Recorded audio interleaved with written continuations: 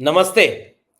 चुनाव के करीब आते आते अब तक एक ही तरह की खबर आपको सुनने को मिल रही होगी कि इंडिया गठबंधन कहां टूट गया, सीट बंटवारा कहां नहीं हो पाया, कौन गठबंधन का साथी नाराज हो गया। और उसकी भी व्याख्या ऐसी होती होगी कि नीतीश कुमार खुद नाराज हो गए, उन्हें किसी ने तोड़ा या बुलाया नहीं। तो ये कमजोरी किसकी? इंडिया गठबंधन की। जयंत चौधरी छोड़कर चले गए इंडिया गठबंधन, तो ये कमजोरी किसकी? बीजेपी की नहीं, इंडिया गठबंधन की। तो नैरेटिव चलाया ये गया कि विपक्षी दलों के लोग तो वैसे ही टूट रहे। लेकिन अब एक खबर ऐसी आई जो बिहार से जुड़ी हुई है, और बिहार की खबर ये बताती है कि एनडीए के महत्वपूर्ण हिस्सा रहे, उनके साथी रहे, एनडीए की कैबिनेट में केंद्र में मंत्री रहे पशुपतिनाथ पारस गठबंधन तोड़ रहे हैं, और वो गठबंधन से नाराज होकर अलग हो रहे हैं। लेकिन आप इसकी खबर नहीं पाएंगे, ठीक वैसे ही जैसे इलेक्टोरल बॉन्ड की खबर आप नहीं पाएंगे। कम पाएंगे, या ऐसी खबर पाएंगे जिससे कि वह खबर बीजेपी की मट्टी पलीद न करे, उसे बचा ले, उसका कोई नुकसान न करने दे। और राहुल गांधी ने जब इस बयान को ऐसे दिया कि हम एक शक्ति से लड़ रहे हैं, तो नरेंद्र मोदी जी ने उसे शक्ति देवी, शक्ति धर्म इससे जोड़ करके कहा कि मैं जिंदगी खपा दूंगा, मैं इस चुनौती को स्वीकार करता हूं, माताओं बहनों की देवी शक्ति के खिलाफ ये सारा काम नहीं होने दूंगा। मैनिपुलेशन देखिए कैसे होता है, इस पर भी खबर नहीं मिलेगी। लेकिन पशुपति पारस क्यों नाराज हुए? बिहार के बीजेपी के विधायकों में भी कुछ नाराजगी चल रही है। अलग से बैठक हुई, पार्टी हुई है, और उस पार्टी में 12 से 15 विधायक शामिल हुए बताए जा रहे हैं। क्या है ये पूरा खेल? इस पर टीवी क्यों नहीं बात करता? राहुल गांधी ने शायद इस शक्ति की बात की थी ना, इसलिए उन्होंने कहा कि ईडी की शक्ति जिसके पास है, सीबीआई की शक्ति जिसके पास है, टीवी की शक्ति जिसके पास है, वो शक्ति से हमें एक साथ लड़ना है। वो एक शक्ति का चंक है और उसके खिलाफ हमें लड़ाई लड़नी है। लेकिन इस पर मैनिपुलेशन कैसे होगा? जो देवी शक्ति की बात की, वैसे ही टेलीविजन चैनल अब इस बात को कहां दिखा रहा है। इसलिए आज इस पर बात करना हमारे लिए बहुत जरूरी है कि असल में पूरा किस्सा है क्या। तो पूरा किस्सा यह है कि पशुपतिनाथ पारस वह एनडीए गठबंधन से अलग हो रहे हैं। क्यों? क्योंकि वो सीटें ज्यादा चाहते थे। 5 सांसद तो उनके खुद जीते हुए थे। और आज मैं बीजेपी की राजनीति करने की टैक्टिक्स पर बात करूंगा कि वो राजनीति करते कैसे हैं, उन्होंने राजनीति के कैसे कैसे आयाम खोले हैं, और कैसे वो राजनीति करके उन्होंने सारी प्रक्रिया को बदल देने का काम किया है। इसे हम समझने की कोशिश करेंगे। अब देखिए, रामविलास पासवान जी के गुजरने के बाद पार्टी का 2 हिस्सा अपने आप हो गया क्या? जबकि रामविलास पासवान के 3 भाई थे। उन नमस्ते। बिहार से एनडीए गठबंधन से जुड़ी हुई एक बड़ी अहम खबर आ जा रही है, और वो खबर यह है कि एनडीए गठबंधन के एक सहयोगी, केंद्र में मंत्री रहे पशुपति पारस ने मंत्रिमंडल से इस्तीफा दे दिया है। नाराज बताए जा रहे हैं। उनकी नाराजगी की वजह क्या है, क्यों उन्होंने इस्तीफा दिया, इसके पीछे की पूरी खबर क्या है, राजनीति क्या है, इस इस्तीफे का बिहार की राजनीति पर असर कितना पड़ेगा, और आने वाले समय में बिहार के चुनावी समीकरण पर इस परिस्थिति के असर का मूल्यांकन आज के वीडियो में हम करेंगे। इसलिए, क्योंकि इस पर टेलीविजन चैनल बात नहीं करेगा। वो एक नेता, छोटे से नेता, उनका इस्तीफा किसी फुटनोट में चलाकर या 1-2 बार उस पर कोई शो करके छोड़ देगा, क्योंकि वो एनडीए के नेता हैं। वो इंडिया गठबंधन के नेता होते तो कई कई दिन इस पर चर्चा होती, टूट गया, बिखर गया, बर्बाद हो गया इंडिया। क्यों छोड़ा पशुपति पारस ने इस्तीफा? क्यों दिया पशुपति पारस ने इस्तीफा? क्या बिखर जाएगा एनडीए? क्या टूट टूट कर अलग हो जाएंगे एक एक नेता? क्या पशुपति पारस ने लिख दी एनडीए के खत्म होने की कहानी? ऐसी कोई हेडिंग वाला कार्यक्रम आपको किसी टेलीविजन चैनल पर या किसी अखबार में नहीं मिलेगा, क्योंकि वो एनडीए से जुड़ी खबर है। वही एनडीए जिसके इलेक्टोरल बॉन्ड ने इतना शक्ति अर्जित कर ली है। राहुल गांधी ने शक्ति की बात की थी ना। मैं संदर्भों को जोड़ करके फिर अपने मूल विषय पर आऊंगा कि बिहार में इस परिस्थिति के बाद क्या असर पड़ने वाला है। तो बिहार की राजनीति में मूल्यांकन इसका करें, इससे पहले जरा ये समझ लें कि इस पर मीडिया क्यों चर्चा नहीं करेगा। राहुल गांधी ने एक बयान दिया कि जैसे हिंदू धर्म में एक शक्ति की कल्पना होती है, तो शक्ति की कल्पना जो हिंदू धर्म में है, उसी तरह से एक शक्ति का रूप इस समय केंद्र सरकार के पास है। ईडी, सीबीआई, मीडिया, सब कुछ शक्ति के उस रूप से हमारी लड़ाई है। और नरेंद्र मोदी जी ने उसको मैनिपुलेट कर दिया। मां शक्ति से लड़ाई है, धर्म से लड़ाई है। मुझे स्वीकार है, मैं इस चुनौती को स्वीकार करता हूं, जो मां बहनों के खिलाफ आपकी लड़ाई है। तो मीडिया उसी पर लग गया। तो मीडिया की शक्ति देखिए, वो इस तरह की खबरों को केवल एक सूचना की तरह चलाएगा। एक सूचना कि पशुपत पारस ने मंत्रिमंडल से इस्तीफा दे दिया, एक सूचना है। नाराज बताए जा रहे थे, सीट नहीं मिली इसलिए इस्तीफा दे दिया। भाई अच्छा, बाकी लोग जो सीट नहीं मिलती है तब इस्तीफा देते हैं, तो वो तो पूरा गठबंधन टूट जाता है, एनडीए नहीं टूटेगा। अब इसके बारे में थोड़ा कुछ विश्लेषण जरूरी है, क्योंकि जो शक्ति, सूर्यकांत त्रिपाठी ने हालांकि एक कविता है, बड़ी प्यारी सी कविता है कि अन्याय जिधर है उधर शक्ति। राम के शक्ति पूजा एक कविता है। वो कहते हैं कि अन्याय जिधर है उधर शक्ति, आराधन का दृढ़ आराधन से दो उत्तर, शक्ति की करो मौलिक कल्पना तुम। यह जो पूरी कविता है, वो कहती है कि शक्ति रावण की तरफ चली गई। मैं राम रावण के विमर्श में भी नहीं जा रहा, मैं केवल ये कह रहा हूं कि शक्ति उस खेमे में चली गई है जहां शक्ति को नहीं होना चाहिए, जो अन्याय के पक्ष में खड़ा है। इसलिए तुम अपनी शक्ति की मौलिक कल्पना करो। तो वो कल्पना करने की बात कहने पर भी कैसे मीडिया उसको बदल देता है। मीडिया बदल देगा कि पशुपति पारस ने जो इस्तीफा दिया, वो व्यक्तिगत खुन्नस में दिया, निजी वजह से दिया। क्योंकि पिछली बार उनके 5 सांसद थे, इस बार उनको 1 टिकट मिल रहा था, नाराज थे, छोड़ दिया। ये खबर इतनी ही नहीं है। इस खबर के आगे और इस खबर के पीछे बहुत सारी चीजें ऐसी हैं जिसको लेकर के पूरी की पूरी परियोजना बदल सकती है। हनुमान, राम जी के हनुमान कौन? राम जी के हनुमान चिराग पासवान। जब तमाम तरह के नए समीकरण बन रहे थे और समीकरण बनते हुए यह देखा जा रहा था कि रामविलास पासवान के गुजरने के बाद यह समीकरण बदला कि रामविलास पासवान की पार्टी को 2 टुकड़े हो गए। रामविलास जी अपने समय में भी जो अपने भाई थे उनको राजनीति में सक्रिय किए हुए थे। जैसे एक भाई उनके दिल्ली में उनके साथ काम करते थे, उनके साथ ही वहाँ पर रहते थे, दिल्ली की राजनीति में उनके साथ खड़े थे। दूसरे भाई जो पशुपत पारस थे, उन्हें बिहार की राजनीति में रखा गया था और वो लगातार वहाँ के राजनीतिक समीकरणों को देख रहे थे, समझ रहे थे।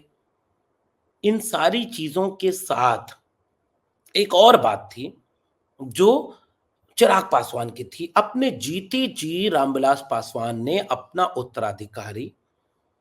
उत्तराधिकारी किसको चुना? अपने बेटे को, चिराग पासवान को। लेकिन जैसे ही रामविलास पासवान मतलब उनका मामला निपटा, वो इस दुनिया से रुखसत कर गए, पार्टी 2 भागों में टूट गई और उन 2 भागों में से एक भाग चिराग पासवान का था। झगड़ा हुआ, दोनों में, चाचा भतीजे में झगड़ा हुआ। सिंबल किसके पास गया? पशुपति पारस के पास गया। पार्टी का आधिकारिक नाम किसको मिला? पशुपति पारस को मिला। सीटें कितनी दी गई पशुपति पारस को 19 के चुनाव में? 5 सीटें, 6 शायद 6 चीजें दी थी, इसमें से 5 जीत गए थे। केंद्र में कैबिनेट मंत्री कौन बना? पशुपति पारस बने और चिराग पासवान हनुमान बने। तो चिराग पासवान नाराज रहे। चिराग पासवान को जिम्मेदारी क्या मिली कि 20 के चुनाव में नीतीश कुमार को कमजोर करने के लिए उन सीटों पर आप चुनाव लड़िए जहां जहां नीतीश कुमार का कैंडिडेट लड़ता है। बीजेपी के कैंडिडेट के खिलाफ चिराग पासवान उनकी पार्टी ने चुनाव नहीं लड़ा, यद्यपि कि बीजेपी, जेडीयू और चिराग पासवान तीनों एक ही गठबंधन में शामिल थे। राजनीति का खेल देखिए, कौन खेल रहा था ये? वही जो ईडी और सीबीआई की रेड पड़ने के कुछ ही दिन के बाद करोड़ों रुपए का इलेक्टोरल बॉन्ड जब मिलता था, तो किसको मिलता रहा होगा? तृणमूल कांग्रेस को या समाजवादी पार्टी को, आरजेडी को? नहीं ना। ईडी और सीबीआई का रिश्ता किससे है? केंद्र सरकार से। तो आज रेड पड़ी, 3 दिन बाद 50 करोड़, 100 करोड़, 200 करोड़, 400 करोड़ इलेक्टोरल बॉन्ड आदमी किसको देगा? और उसी को ना जिसके बाद रेड बंद हो जाए। ये रिश्ता आप समझ रहे हैं ना? मीडिया नहीं बताएगा। तो ऐसा ही रिश्ता चिराग पासवान के साथ बीजेपी का रहा, जब उन्होंने चिराग पासवान को भी कमजोर किया और चिराग पासवान के जरिए नीतीश कुमार को भी कमजोर किया। नीतीश कुमार तीसरे दर्जे की पार्टी बनकर रह गए। इस लोकसभा चुनाव में बीजेपी ने खेल कर दिया। कुछ दिन पहले खेल किया कि इंडिया गठबंधन के जो सूत्रधार थे नीतीश कुमार को विपक्षी गठबंधन से तोड़ करके, अपने खिड़की दरवाजे खोल करके, एक अकेला जो सब पर भारी था, उसी एक अकेले ने नीतीश कुमार को अपने खेमे में मिला लिया। उसी समय चिराग पासवान नाराज थे कि भैया ये कौन सी राजनीति है, आपने जिनके खिलाफ हमारा इस्तेमाल किया आप उनको फिर साथ में ले ले। और हमने संकल्प लिया है, जैसे राहुल गांधी ने कहा कि शक्ति की बात करने पर यह सब चीज हुई है, तो उसमें यह हुआ कि भाई शक्ति की कौन सी बात कर रहे हैं, और मोदी जी करें, मैं चुनौती स्वीकार करता हूं कि मैं शक्ति को बचाने के लिए लड़ूंगा।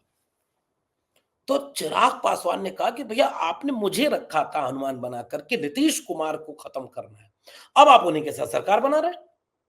तो इस चीज को मैनेज किया बीजेपी ने और उसी समय से यह पूरा खेल शुरू हो गया था। पशुपत पारस को भनक ही नहीं लगी। पशुपत पारस पुराने नेता, बुजुर्ग हो गए, और चिराग पासवान एक नौजवान नेता जिसकी बिहार के नौजवानों में ठीक ठाक इमेज है। और इसीलिए लालू जी बार बार ये कोशिश करते रहे कि रामविलास जी जैसे लालू जी के साथ राजनीति करते रहे, साथ में दोनों ने राजनीति शुरू की, लेकिन बाद के दिनों में वो अलग होकर के अपनी पार्टी बना लिए। उसी तरह से एक कोशिश इस बात की भी की जाए कि चिराग पासवान वापस आ जाएं और चिराग पासवान के साथ खड़े होकर के तेजस्वी और चिराग मिलकर के काम करें। यह एक दरवाजा चिराग ने पिछले दिनों खोल लिया। इसलिए बीजेपी को यह खेल समझ में आने लगा था कि पशुपति पारस का नौजवानों में और अपने वोटर में वह क्रेज नहीं है जो चिराग पासवान का है। और बीजेपी बहुत बारीक गेम खेलती है। उसे अगर पता है कि पूर्वांचल की कई सीटों पर ओम प्रकाश राजभर का इतना दखल तो है कि वो किसी विरोधी को हरा सकते हैं, तो भले ओम प्रकाश राजभर ने किसी को गाली दी हो, चुपचाप उन्हें अपने साथ लाओ, भले उन्हें ऐसे समय मंत्री बनाओ जब वो फाइल न देख पाए, लेकिन मंत्री बना दो। इसलिए बीजेपी हर उस व्यक्ति को अपने साथ जोड़ लेती है जिनको वो इस तरह के कामों में उपयोगी समझती है। और इसलिए जो पूरी की पूरी बीजेपी है, इसका पूरा खेल अपने समीकरण को मजबूत करने में होता है। तो समीकरण के लिहाज से कौन मजबूत कैंडिडेट था? चिराग पासवान। पशुपति पारस वो अपील नहीं पैदा कर रहे थे। इसलिए जब ही गठबंधन पिछले दिनों हुआ, जनवरी के बाद फरवरी में सरकार बनी, तब से चिराग पासवान की नजदीकी केंद्र में बढ़ने लगी थी और चिराग पासवान ने भी अपना हिसाब करना शुरू कर दिया था। और जिसका नतीजा यह निकला कि जैसे ही लोकसभा चुनाव के लिए सीटों का बंटवारा हुआ, 5 सीटें जमुई मतलब हाजीपुर, सारी झगड़ा तो हाजीपुर सीट को लेकर था, हाजीपुर वो सीट है जहां रामविलास पासवान लड़ाई लड़ा करते थे, और रामविलास पासवान बिहार की राजनीति के एक मजबूत पिलर रहे। गूंजे धरती आसमान, रामविलास पासवान एक रेडिकल सोशलिस्ट, सोशल जस्टिस का नेता, और हाजीपुर में मंत्री रहते उन्होंने बहुत सारे ऐसे काम किए जिससे हाजीपुर की जनता बहुत बेपनाह मोहब्बत करती। पिछली बार के चुनाव में पशुपति पारस हाजीपुर से सांसद बन गए। चिराग पासवान ये चाहते थे कि भाई पहली शर्त तो हमारी ये है कि हाजीपुर की सीट हमको चाहिए। बीजेपी ने उनको दे दी 5 सीटें कुल मिला के, जमुई से लेकर के ये सारा सारा का सारा खेल। और उसके बाद पांचों सीटें जैसे ही चिराग पासवान के खेमे को गई, पशुपति पारस को समझ में आ गया कि एक चुटकुला आजकल लोग बहुत सुनते हैं, उस चुटकुले का जरूर मैं इस्तेमाल करना चाहूंगा कि दिन इतने खराब चल रहे हैं कि भंडारे में गया तो हलवा खत्म, और बाहर निकल के देखा तो चप्पल गायब। तो पशुपति पारस के साथ यही हो गया कि अंदर गए गठबंधन में तो का सीट खत्म। किसको सीट मिल गई? चिराग पासवान को 5 सीटें। और बाहर निकल के देखे तो पार्टी का सिंबल, पार्टी का नाम, सब कुछ अब किसको पास जा रहा है? चिराग पासवान के पास। तो अंदर हलवा खत्म, बाहर चप्पल गायब। पशुपत पारस को अब समझ में आ रहा होगा कि उस समय आप भी तो मोहरा बन गए थे जब रामविलास पासवान की एक मजबूत लोक जनशक्ति पार्टी को आपको मोहरा बना करके तोड़ा गया था। आप बार बार ये कहते रहे कि बेटे को उत्तराधिकार संपत्ति में होता है, राजनीति में नहीं। अब आप देख लीजिए बीजेपी क्या इस्तेमाल करती है, और अभी चिराग पासवान को ये बात भी समझ नहीं आ रही कि उनका भी कैसे भंडारे में गए तो चप्पल गायब होगी। अभी तो हलवा खाने गए हैं ना, तो हलवा तो मिल रहा है। 5 सीटें, और पांचों अच्छी सीटें। एक में वो अपने बहनोई या परिवार के एक व्यक्ति को लड़ाएंगे, एक जगह खुद लड़ेंगे, एक जगह और उनका कोई रिश्तेदार है वो लड़ेगा, 1-2 सीटों पर कैंडिडेट तय हैं, 5 सीटें मिल जाएंगी, केंद्र में मंत्री बन जाएंगे। कितने दिन? एक एक बिहार का नाम है कुशवाहा, उपेंद्र कुशवाहा। 4 बार पार्टी बनाई, 4 बार पार्टी तोड़ी, बाद में इतना कुछ हुआ, बचा कुछ नहीं, ना हलवा बचा ना चप्पल बचा। दूसरी तरफ उसी बिहार में हो क्या रहा है कि बीजेपी के 12 विधायकों ने अलग से बैठक की है जो मंत्रिमंडल विस्तार से नाराज बताए जा रहे हैं। बीजेपी के 12 विधायक, और वो मंत्रिमंडल विस्तार से नाराज होते समय यह पूरा का पूरा कवायद ये कर रहे हैं कि कैसे हम इस पूरे समीकरण को बदल सकें, कैसे बदल सकें। और इसलिए अभी भी वो पूरा खेल होना बाकी बाकी है कि अभी क्या हो सकता है। 12 विधायक अगर मीटिंग अलग से कर रहे हैं तो उन 12 विधायकों की पूरी प्रक्रिया, पूरा समीकरण, पूरा खेल अभी बिहार की राजनीति में बचा हुआ है। तो एनडीए का इस तरह से बिखरना, जिसे मीडिया अभी बिखरा हुआ नहीं दिखाएगा, वो कहेगा कि पशुपत पारस 5 सीटें चाह रहे थे, चिराग पासवान भी 5 सीटें चाह रहे थे। बीजेपी ने यह तय किया कि पशुपत पारस को 5 सीटें दे दीजिए, चिराग पासवान को नहीं देंगे, पशुपत पारस को नहीं देंगे। तो ये भाई एक निजी नेता की महत्वाकांक्षा है। लेकिन अब आखिरी आखिरी विश्लेषण जो सबसे महत्वपूर्ण, बीजेपी को यह बात भी समझ में आ रही है कि नीतीश कुमार का वह जलवा फरोशी अब नहीं है, और नीतीश कुमार के साथ आने से ऐसा भी नहीं है कि अति पिछड़ा या दलित, महादलित वोट उस प्रतिशत में आज भी नीतीश कुमार के चाहने और कहने पर ट्रांसफर होगा एनडीए की तरफ, जिस प्रतिशत में एक जमाने में नीतीश कुमार वोट ट्रांसफर कराने की कैपेसिटी रखते थे। क्योंकि नीतीश कुमार की अपनी भूमिका थोड़ी कमजोर हुई है, और वो कमजोर होने के पीछे की रणनीति ये है कि नीतीश कुमार ने इतनी बार पलटी मारी है कि उनके पलटी मारने के चलते बीजेपी को संदेह है कि उनके कहने पर एक बड़ा वोटर इधर शिफ्ट होगा। और ठीक उसी समय पैरेलल तेजस्वी यादव ने और उनकी जेडी आरजेडी ने महागठबंधन ने एक बड़ी जनविश्वास यात्रा दिखाकर लोगों के बीच एक भरोसा पैदा करने की कोशिश की है कि अति पिछड़ा, दलित और महादलित तबके का एक बड़ा वोटर आरजेडी की तरफ भी शिफ्ट होगा। और आरजेडी रणनीति बना रही है कि इस तबके में ज्यादा से ज्यादा लोगों को टिकट दिया जाए। और ऐसे समय में बीजेपी कोई जोखिम उठाना नहीं चाह रही थी, इसलिए उन्होंने चचा को हलवा खत्म किया और चप्पल गायब किया और चिराग पासवान को हलवा दे दिया है। अभी चप्पल उतार करके चिराग पासवान हलवा खाने चले गए।